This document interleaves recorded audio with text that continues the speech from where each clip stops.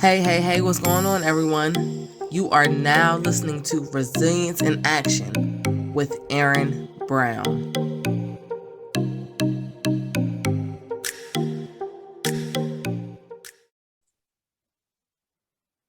Perfect. What's going on? What's going on, everyone? This is Resilience in Action with Erin Brown, and I am sitting here virtually with Ray White.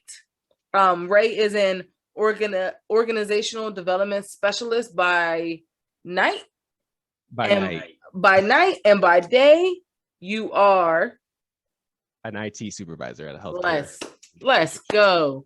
Let's go. I'm not going to butcher your bio whatsoever. I'm going to let you tell us a little bit about yourself, Ray. No, I appreciate being on this podcast. Thank you so much for the opportunity just to have a dialogue with you about life resiliency and the ways in which that we do this as leaders and helping our community. So this is great. Um, what's funny is my bio, I feel like changes every day, but the gist of it is like you stated, I'm a IT supervisor at a healthcare institution. Been doing that for the last 8 years.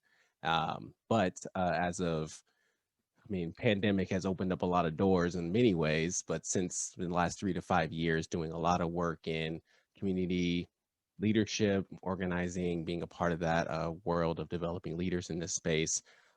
And just as of recently, doing more intentional work with organizations on developing leaders, building up our DE&I lens, helping set up some organizational structure in a way that helps maximize efficiency and effectiveness. So every identity belongs and thrives. But it's fun work, it's dope work. I get a chance to practice this podcasting and writing and just engaging with other leaders too. But having a great time doing it. Perfect. That's awesome. How did you get into, I'm going to start with the IT aspect. How did you get into that? What did you go to school for? Not IT. Not IT. No, I studied sociology and American ethnic studies at my local university here in Oregon. That's where I'm at. I'm in Salem, Oregon. Went to Willamette University. Uh, Originally went in to play sports. Mhm. I majored in sports, but quickly realized that there's a transition that needed to be made on transitioning not only what I learned on the field, but off the field as well in my academics and in the way that I engage others. So yeah, sociology and American ethnic studies. Got into IT by way of connections. Had a friend of mine a friend who I graduated with was also working at the local hospital in the data space, and they needed some essentially project managers really that can help navigate cultures and navigate people. And Mm. it's like, oh, you can do that. You don't need to. You can learn data. You can learn IT on the job, but we really need somebody to help be the glue and push projects through and uh, help people work together. And so that's how I stumbled into the field. Cool. So completely by accident, kind of. It, kind of. Nice. Okay, so organizational development specialist. Hmm. Um, say more. What does that entail? So what I really want to do in my organizational in the way that I engage leaders and organizations is to equip leaders to um, build up their awareness and their abilities to shape their team cultures. Part of my my identity and part of just my upbringing and academics and things that I've learned, how people really make the world go round. Like we got to work together. We got to be intentional about the way that we connect with one another. And if there's any type of distinction or if there's any type of break within that, um, we see things crumble. We see, distrust. We see lack of organization, lack of effectiveness. And so part of what I want to do is to not only help design and set up what does an effective team look like, but really engage the leaders and talk with them and say, what do you need to do in order to build up that effectiveness from a leadership skill set and also from just a cultural awareness perspective too. Um, and as a byproduct, you're going to have teams who are really engaged, who want to do the work well, and are really equipped to do the work well too, which then will lead to whatever service that they're providing as well. Hmm. What about the teams that aren't willing to engage and that are kind of hesitant at the information you're trying to share with them? Yeah, so a lot of that is I love to go through a relationship approach. Hmm. Not the type of person that will come in and say, y'all need to y'all need to do these things. I don't that's not my style. I love to ask questions. I love to engage and just to truly understand where people are. Um, and once we get to the understanding of where we are, we have the conversation of where we're trying to go. uh, and that requires us to be comfortable with the uncomfortableness, recognizing our blind spots, recognizing that we do need help, because we all do need help, and we need one another in order for the work to continue moving forward. And so if there is any type of resistance in maybe a concept, like in the DE&I space more particularly, if there's resistance in the concept of what white supremacy means, or concept of understanding other worldviews that are not our own. Um, a lot of that is just, okay, well, let's sit and let's talk about it. Let's have a conversation. Like, let's work together and to come to an agreement and a shared understanding, versus constantly putting you on the defensive, or be somebody who's going to put you on the defensive, because we don't really respond to that well. When you're defensive, nobody responds well. Absolutely. That's that you're going to get a lot of pushback, a lot of spiciness, a lot of aggravation. Mm. Um, and there's no progress to be made once that happens. So good, good. Okay. Um, so not to be weird, but I've been listening to you talk, right? And you said intention a lot. Mhm. So let's go there. What does intention mean to you, and how do you apply that to your daily routine, your daily life? Yeah, intention has been a word that, I don't know. I would like to say word of the day, but honestly, it's probably like the word of the life, right? Word of my life. Um, I find that being intention or intentional for me means that you are doing what you're supposed to be doing. You are engaged with the people that you are surrounding with and involved with, in a way that is genuine, that is sparking curiosity, that humility, and again, uh, a future desire and a goal towards towards a collective goal. Mm, Uh, and so when I think about how do I become intentional, I'm honestly sitting with the thought of, okay, how do I stay engaged in this work, engaged with this person, and show the importance of being engaged and how that relates to an effective team. Because too often we do work that is not, when work is not intentional, when it's just by happenstance, or we just kind of let go with the flow, um, too often it goes towards the negative route. Right? It doesn't go mhm. the direction you want to go. Like, if we want to succeed in life, we have to put in the work and do what's necessary, um, every day to keep us going. And if we don't do that, then we will look up and realize, wow, how did my culture, or how did my life get to this point to where I don't want it to be? It's like, well, you didn't wake up at 6 a.m. and did what you're supposed to do, and write down your goals, or engage that team member, or what have you. Does that make sense? Absolutely, absolutely. You didn't drink that water that you're supposed to be drinking. You're not drinking your water. You're not, and Yeah. that's like across the board. It's funny that you've used this word so many times, intention. I do a vision board every year, and a part of the vision board process is, well, my vision board process is pinpointing a word or a phrase that will allow you to regain focus when you feel like maybe you're shifting. Mm, And last year mine was intention. interesting. So with that in mind, then, so I'm gonna throw a question back at you. So how did your word was intention last year? How did that manifest for you in the way that you saw 2021 in utilizing that word?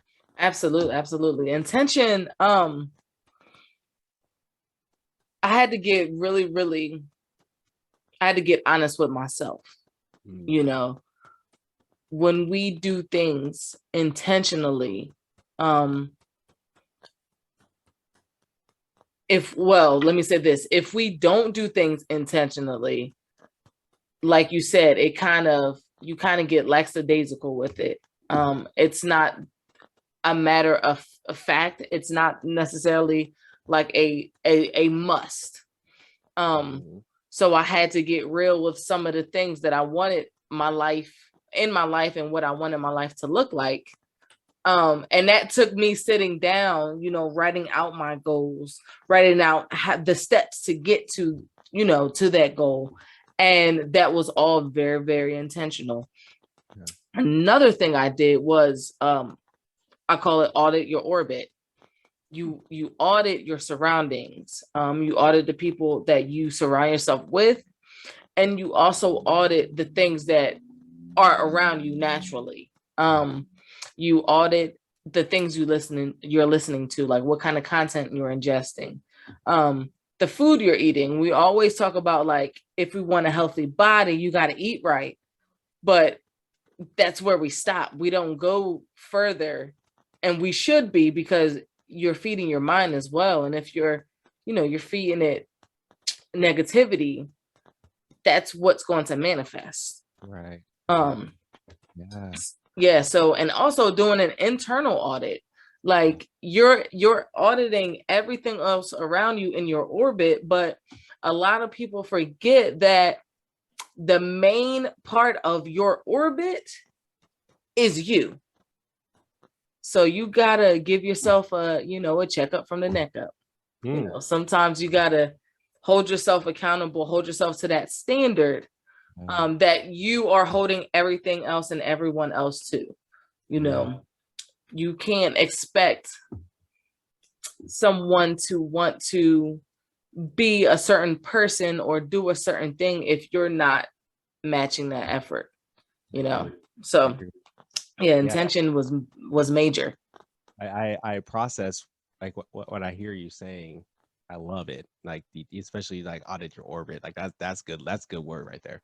Because we have to do a lot of that, and like, I don't want to overuse the word intention, but we have to do the work necessary internally to ensure that we're on the path that we want to go towards. And I reflect on, again, like I said, I went to school for football and track, but um,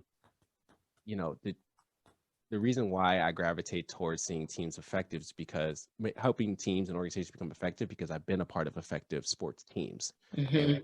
common things that we often do is, we have an end goal in mind that the championship is where we're trying to go. And one of the things I truly love about even my high school football coach is he always put the end date of when the championship game is. Like every schedule that we had from week 0 to championship, it was every year. And not only was the site set of where we're trying to go, but he actively and he encouraged all of us to say, this is the work that needs to get done in order to get to the championship level. Like, it's not, you can't just wake up and say, all right, I want to play football and then play your next game. No, Mm-hmm.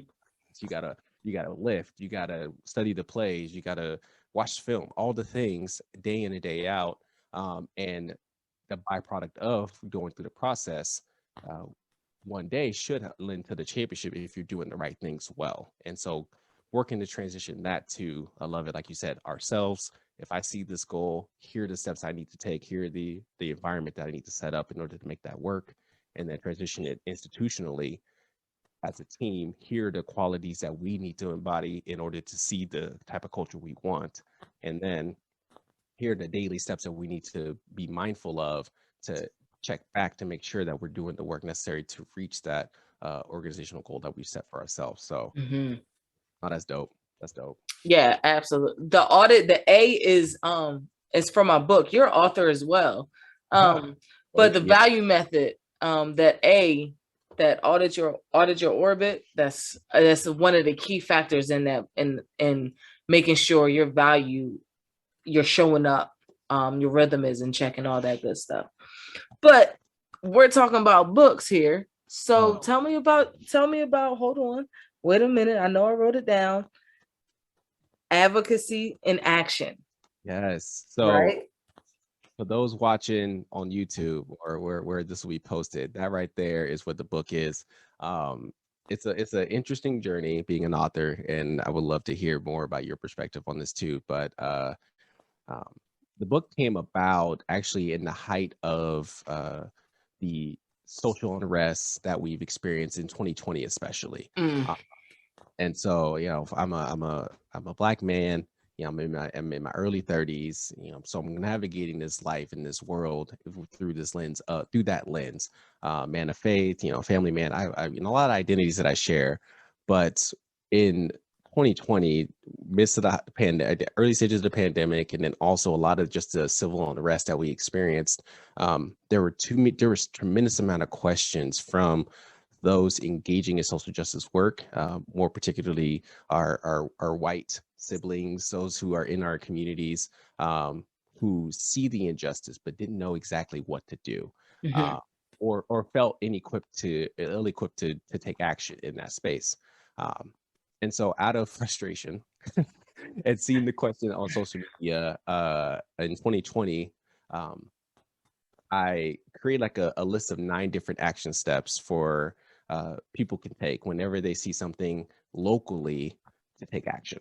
And just to kind of take the national conversation, what we see on social media, and really distill it to say, within my circle of influence, here are the things that I know I can do. Uh, mm, and then just out of that kind of came about, I started speaking on it more. Then I was like, okay, well, there's something here. Let me put these words on the paper, and started crafting this book, which is currently still in editing stages, but it's a concept that the concept's not going to change. The way I tweak the words or the stories that I use might be a little bit different, but the 9 different steps are necessary in any environment that can help change the conversation or shift the culture towards being more just, more equitable, more empathetic, really. mhm. Those who are experiencing harm and pain and historical trauma when it comes to this social justice and the racism that we've experienced in our society.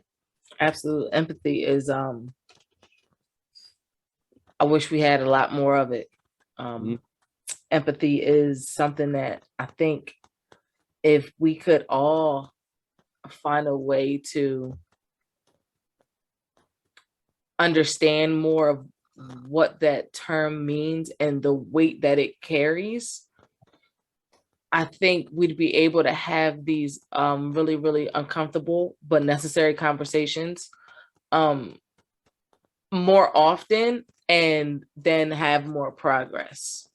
Um, but a lot of people are, I mean, the conversations are uncomfortable, of course. At one point I had like an entire Instagram dedicated to like having those courageous conversations, Mhm. and I posed different questions and different scenarios, and there were some people who were engaging in it, and it's purposely uncomfortable because that's where we're going to grow, is in that discomfort, because no one wants to stay in that discomfort. We want to grow, we want to expand, but it's just getting comfortable with being uncomfortable that is the key. We got to embrace that tension, really. Hmm. I mean, that's exactly right. That tension is where growth occurs, and there is going to be uh, the natural response to fight, flight, or flee, right? Or freeze. Um, and that is a common trait whenever we experience something that's very uncomfortable to us. So we have to be able to recognize when that's occurring within our own perspectives and bodies, and then learn to lean into it because there's something there that we need to, that's going to uncover a blind spot or help us get to the next level. And what I want to encourage is that we shouldn't be doing this alone. Um, Hmm. that it's in community that where a lot of these things, a lot of this growth should happen and can happen. Um, and once we work to break down our perspectives and work to understand what our worldview and upbringings are, and have empathy towards the other identities, and awareness of the other identities that are around us, then we could come together. We could work to come together and say, okay, hey, how do we ensure that you have what you need to be successful, that I have what I need, that I have my understanding, um, that we no longer create this pain and trauma and harm to one another moving forward for future generations, right? um, but yeah, when you talk about the resistance to getting into that, a lot of it is because, um, honestly, we're stuck in our ways. Like, this is what Hmm. This is my world, and I don't want that to change because that's going to cause me to have to uproot a lot of things that I don't feel comfortable or prepared to uproot. You got a lot of unlearning to do. Mm-hmm. And it's okay. You know, it's absolutely okay. It's okay to change perspectives, to change your mind when you learn of and about new information that's out there, about like lived experiences. Yeah. Yeah. Restorative resilience. Mm-hmm. Say more. What's that? Yeah. So, as you know, resilience in action. You know about the resilient life.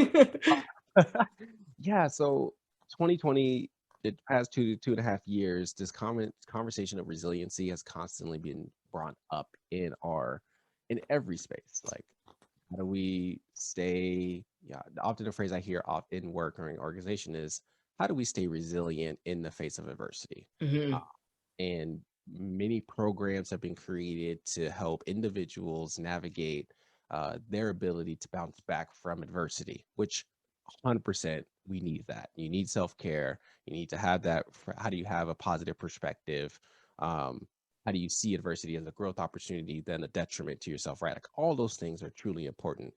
What I find in the conversation is lacking is this thought of, okay, how do we make resiliency? How do we become restorative in this resilient space? Like, Mhm. how do I become stronger and also do the work systemically or institutionally to not have that harm caused again?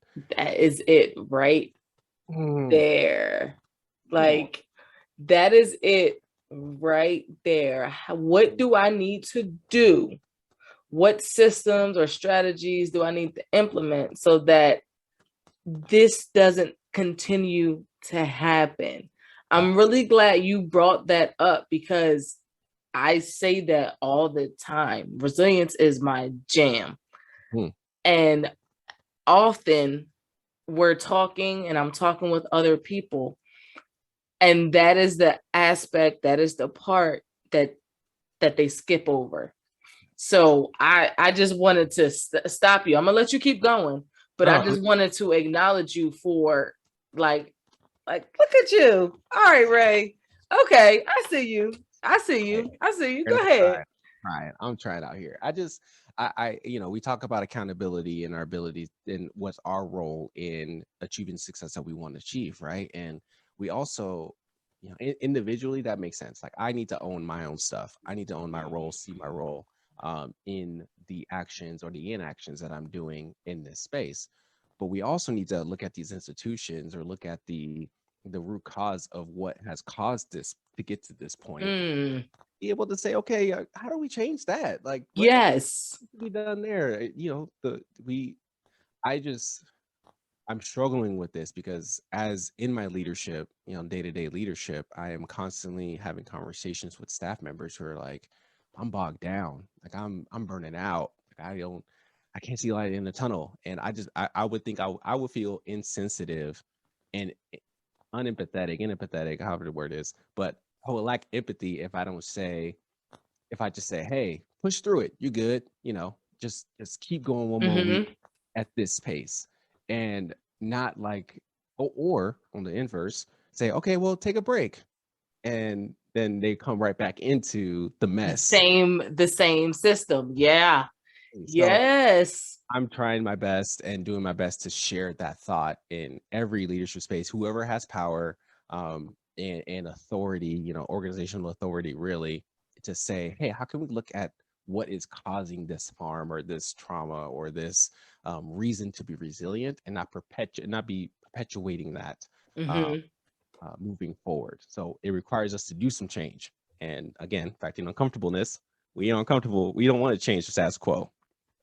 So I just want to be able to share that more frequently and put some tangible tactics and steps for organizational leaders to grasp that, to say you do have the power to not let this be an ongoing issue for your team. Mm-hmm. Hard, but we can do it. And this is what accountability looks like in that space. Hey, hey, hey, y'all. Listen, it is time for some action. If you are enjoying the content that you've been listening to, I need you to rate and review. That's it. That's all. Make sure you go to wherever you're listening to this podcast and rate and review it for us. We appreciate you so much. Let's get back to some resilience. Yeah, love that. I love that. Often, especially these big corporations, the lip service is real. The lip service is real. I think we saw that. We've seen that 2020 with everything that went on that year, and everybody wanted to have a diversity, equity, and inclusion. Like now we have a committee. Now we have a. It's like, forgive me for saying this, but as a Black person, I think we've been saying a lot of the same stuff that we've been saying for decades. And it took such a tragedy that we first of all, we had to witness. We had to watch it happen. Like that tragedy, Breonna, Ahmaud, like we had to watch that. And now that you see it, let's take action. It's like, so you never understood, you never trusted, you never believed our lived experiences and what we've been telling you about this entire time. Right. You know, it's like I had to see it to believe it. It's kind of mind-blowing. Yes. But I guess it would be. Because again, that being on that side, something I would never experience. So I will never know what it would look like to have to see something that drastic to believe that that's happening. Yeah. Just it's terrible that it has to get to that point in order for people to move. And that's kind of where, like you stated, if there was more empathy to listen in to what people are saying and know and try not to gaslight or debunk people's lived experiences and think that it's not a reality, that could have been avoided. George Floyd could have been avoided. Ahmaud Arbery, Breonna Taylor, Tamir Rice, Trayvon Martin. All these things could have been avoided if there was more of these conversations happening regularly. And honestly, the boring spaces. I was listening to a podcast called Cafeteria Christian and one of the DE&I consultant on there, Jesse Ross, he made a comment saying that, if we were intentional about engaging in the boardrooms, in the day-to-day conversations and bringing these conversations up there, we won't be having to backtrack or backpedal or see this like immersion of all these performative acts, because it would already been a part of our culture, like a part of our identity DNA. And again, not just from a institutional perspective, but folks' lives will still be here. Like people will still be living their lives, and we'll be doing our best to course correct to say, oh, I'm doing something that's harming you. I need to stop doing that, and then work together to say, what do we need to do to make this better for you, for what we're trying to go towards. So yeah, it's a lot of those courageous conversations that you have, that we all of us need to have, and then go into these boring spaces and say, how do we bring that voice and that lens in these spaces, so that we all can live and thrive and not have to constantly be having that extra burden on our shoulders as we walk across the street or in our day-to-day lives. Absolutely. Okay. How would you encourage a CEO to be able to have the mind? Okay. How do you encourage a CEO to have such an open mindset and an open mind in general for his or her associates to come to them with these type of gripes, these type of feelings and emotions, for them to feel comfortable enough to share them. I don't know. That was a lot to say. Yeah, no. So I may read. Let me understand what I'm hearing you saying. Like, how does the CEO become open to hearing these types of Absolutely. role or Mm-hmm. organization issues, right? Well, is this CEO approachable? Like, am I an approachable person where people would come to me and feel comfortable to share these things? That's one thing. So, am I approachable? Am I visible? Do I show up in these spaces and show my face and get to know and engage the people in my organization? Because it's hard to open yourself up to somebody you don't see. Mm-hmm. And it takes Absolutely. practice, right? Like I feel like maybe my extrovertedness kind of allows me to say, "Oh yeah, like Erin, like we just met. I'm happy to have this conversation with you because it's going to be a dope one." But there are other personalities and other identities that will take some time to open up. Mm-hmm. If as a CEO, if I am the first to initiate and engage that person, then I can take the opportunity, then that opportunity to have that relationship is created. Um, Another opportunity essentially is to follow through with the actions that you say you're going to do. I mean, again, we're working on building trust here. Mm-hmm.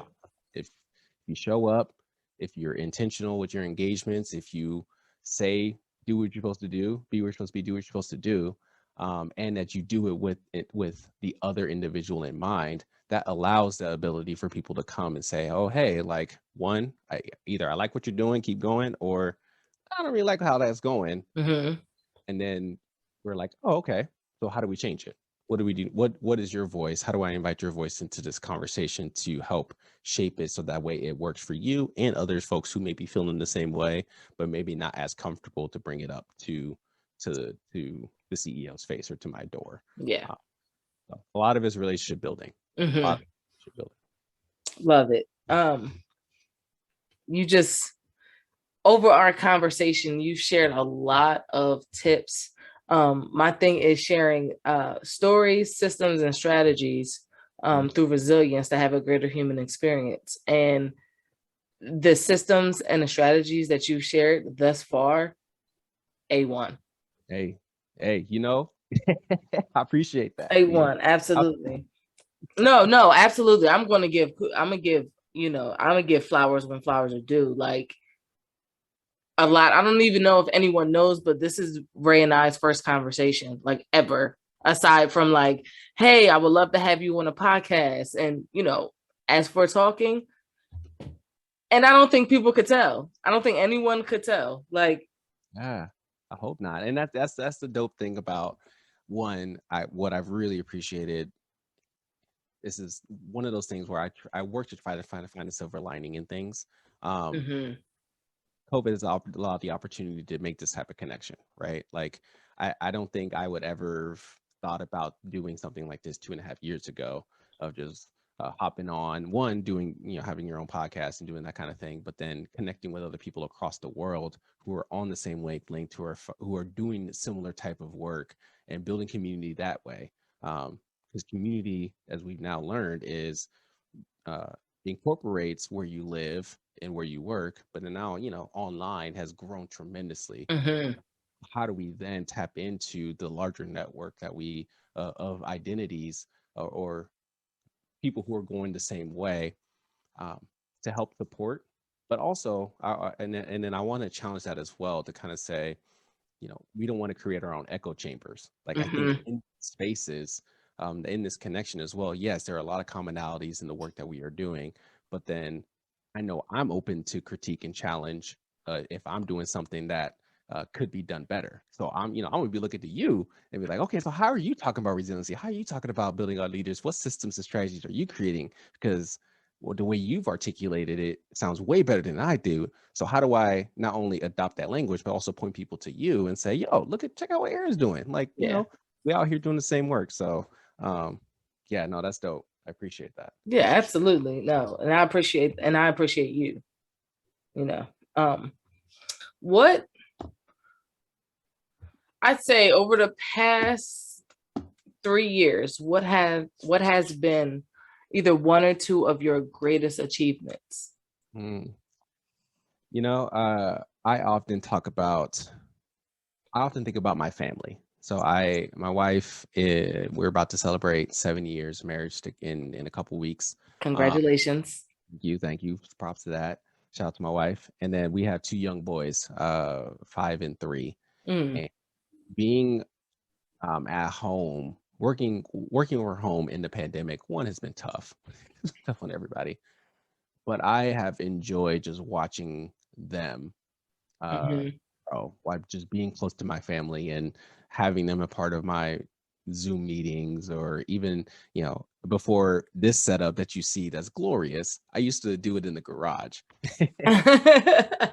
Uh, Before we moved, I worked in the garage, and so oftentimes, they're playing in the garage, and so they're in the midst of my day to day, and they get to see me on the day to day basis. So like that has given me tremendous amount of joy and excitement, just to know that they know that I'm a part of their lives, and we can create this world together. Um, and the past 3 years, I think about that the most, regardless of the book, regardless of the work that I'm doing in institutions and organizations, the fact that they know that, hey, this is dad. Dad's here. We know where he's at upstairs. We can bug him all the time. He can come down and play with us at any time. Um, I love that. It's been a fun 3 years navigating that space. That's awesome. I love that. I love that. Um, what what lesson, what life lesson has been one of the hardest for you to learn? Like what is one thing that you've heard over and over and over again, but it's you keep hearing it because you keep forgetting, or it's just something that's not sticking. The world doesn't revolve around you. Shout out to my mama. Shout out. Oh my goodness. I heard that way too many times growing up. I grew up in Southern California. And so in our household growing up, especially in my middle school, high school years, I'm trying to do me. I'm out here, I'm having playing sports, I'm involved in my friend groups, I'm trying to do all these different things. But oftentimes I had to be reminded that my actions have not just consequences, but they also have an impact on other people around me. Yes. So the world doesn't revolve around you, Ray. And I'm like, yeah, mama. All right, cool. But the more, as we engage in this type of work in on a daily basis, and just seeing the intricacies of our identities, that continues to ring true. So that is Yeah. a life lesson that I'm constantly reminding myself, and making sure that I set up my spaces to recognize the impact that it has on others. And then now that I have children, I'm also sharing the same words. Hey, son, the world will revolve around you. We gotta work this out together, Hmm. and work that up. So that's definitely a life lesson there. That's awesome. The world doesn't revolve around you, Ray. I knew it was going to be good because you were giggling. Yeah. I knew it was going to be good. Um, is there anything that you would want to share with the audience that you haven't thus far? What do I want to share? Lately I've been on this perspective of that we all have a gift inside of us that needs to be shared. Mm, And too often we get, okay, too often I get very hesitant to share my gift because it's not perfect, it's not coherent, it don't look like the other people, that I'm aspiring to be. And that makes me hesitant. It makes me not engage. But another life, I'm constantly telling myself, it's like, there's somebody needs to see you show up. Somebody needs to hear your voice, hmm. see you in action in some capacity. And it doesn't have to look like your aspiring idols. It could look like the way that God's created you, right?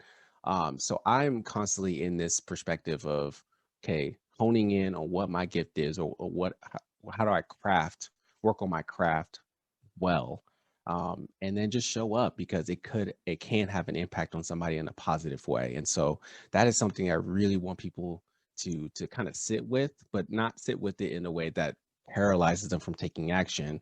But sometimes you kind of need to take yourself out there with this thought of what your gift looks like, and just go for it. And that's how confidence is built, when you consistently take action in that way. And so yeah, we all have a gift inside of us that needs to be utilized and leveraged to better our community. And so how do we use that, encourage one another to use that? Absolutely. One of my previous interviews, we were talking, and we were talking about sharing your gift, and everybody has that gift that needs to be shared. And then the promptness of it is as it, like, it's not ready yet, but it'll never fall on deaf ears, because you're putting your information, you're putting your gift out there. The people that are supposed to hear it, they're going to hear it. It may not be today, may not be tomorrow, it may not be next week. Somewhere down the line, the people that are supposed to hear what it is that your gift, what it is you have to say, what it is you're doing, your service, whatever it is, they're going to hear it, but they never will if you don't do it. They Right. never will if you don't put it out there. So absolutely, Yeah. I Yeah. agree. Wow. I agree, 110%. I hope to, and the last thing I'll state in that is, I really hope that there is no shame or condemnation if you haven't put your gift out there too, because sometimes Mhm. I maybe that's my pandemic Ray talking, but there was early in the pandemic, folks were like, "Yo, you better use this time to write that book, to do that thing that's been on your heart to do, because now You you can." gotta go hard. Oh my goodness. And I literally bought into that. I was like, all right, well, I'm gonna be up till 2 a.m. every night, practicing my speaking, practicing my writing, doing all these things. And I tried to do way too much at that time, and I burned Mhm. myself out, right? So, like, as we talk about resiliency, how do I practice self-care? How do I prioritize what's important and vital? How do I also be comfortable with, like, okay, this is good enough and it can get better? And so Mhm. that people, even as you're discovering your gifts, you're not in that, you don't feel that, or that pressure doesn't cause you to um overextend yourself and Yeah. overwhelm. It's like, there's got to be that balance, which again, that's when that community comes into play, where folks can come walk alongside you and say, yo, Ray, you doing too much, slow down. Or, no, Ray, keep leaning into that, because that's actually working, and Mhm. in there. So that's another thought I have. Love it. Love it. Where can we find you on social media, and how can we support you?